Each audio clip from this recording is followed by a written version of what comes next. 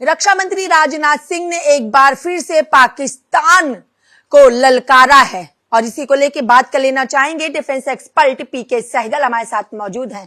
Sir, Rajnath Singh ने फिर से पाकिस्तान को लेकर दो टूक कही है। उन्होंने सीधे तौर पर कहा है कि अगर पाकिस्तान नहीं माना तो आगे और सख्त कार्रवाई की जाएगी, यानी सीधे तौर पर चेतावनी दी है। क्या देखो, ऑपरेशन सिंदूर के दौरान हिंदुस्तान ने पाकिस्तान के 9 टेररिस्ट हब को बर्बाद कर दिया।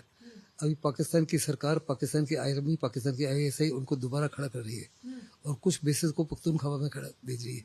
ये साफ तौर पर दर्शाता है कि उनकी मंशा में किसी प्रकार का कोई चेंज नहीं हुआ और अभी भी हिंदुस्तान के खिलाफ 1000 कट लगाना चाहते हैं।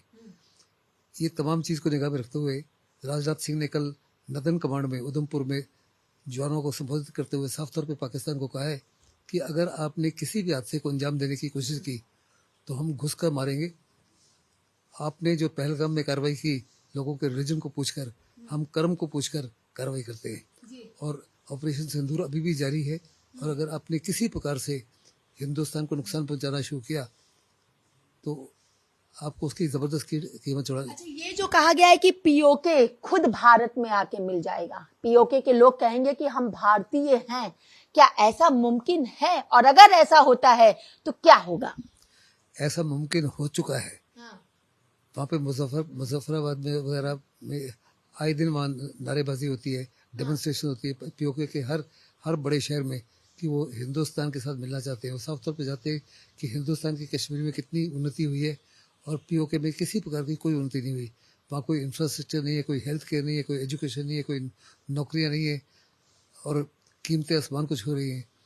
तो ये तमाम चीज़ों को निगाह में रखते हुए वो साफ तौर पे कहते हैं हम हिंदुस्तान के साथ जुड़ना चाहते हैं और आप हमको रोक नहीं सकते।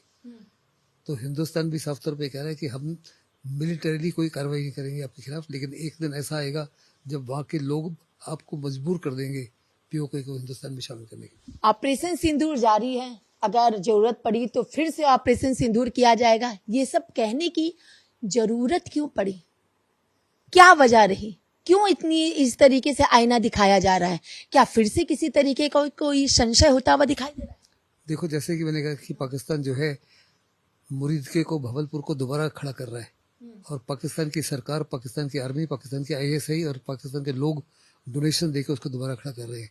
ये साफ तौर पे दर्शाता है कि पाकिस्तान के रवैये में किसी प्रकार का कोई बदलाव नहीं। वो हिंदुस्तान के ऊपर अभी भी 1000 कट लगाना चाहता है। तो इसी की जबरदस्त कड़ी चेतावनी दी है कि अगर आपकी हिम्मत हुई इस माफी की कार्रवाई करने के लिए तो हम घुसकर मारेंगे। जो पहले हमने किया सर्जिकल स्ट्राइक उरी और फिर बालाकोट और फिर ऑपरेशन सिंदूर, ये तो केवल एक किस्म से आईना था। अगली कार्रवाई इससे भी भयानक होगी। तो क्या भारत को मजबूत होना आवश्यक है या फिर पाकिस्तान को संभल जाना जरूरी है?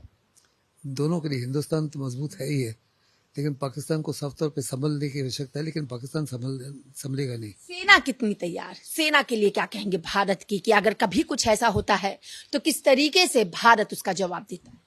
देखो, भारतीय सेना तो बड़ी जबरदस्त तैयार है। पुराने सरकार के समय पॉलिटिकल विल और डिसीजन मेकिंग नहीं था।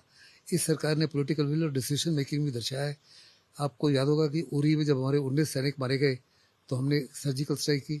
फिर जब उन्होंने पुलवामा में कार्रवाई की तो हिंदुस्तान ने दोबारा बालाकोट में सर्जिकल स्ट्राइक की। जब उन्होंने हमारे 26 नागरिकों को पहलगाम में रिलीजन पूछ के मारा तो हिंदुस्तान ने ऑपरेशन सिंदूर में बहुत बड़े पैमाने पर आतंकवाद के गढ़ों को बर्बाद किया। और हिंदुस्तान की फौज तो हर प्रकार से, एयरफोर्स, नेवी, आर्मी हर समय हर प्रकार से तैयार है। पॉलिटिकल लीडरशिप को तैयार होने की आवश्यकता है और वो ये लीडरशिप साफ तौर पे दर्शाती है कि हम किसी प्रकार से पीछे नहीं हटेंगे। चलिए, बहुत बहुत शुक्रिया। हमने बात की डिफेंस एक्सपर्ट पीके सहगल से वीडियो जर्नलिस्ट दीपक मंडल के साथ। मैं कंचन अरोड़ा, दिल्ली, हिंदी खबर।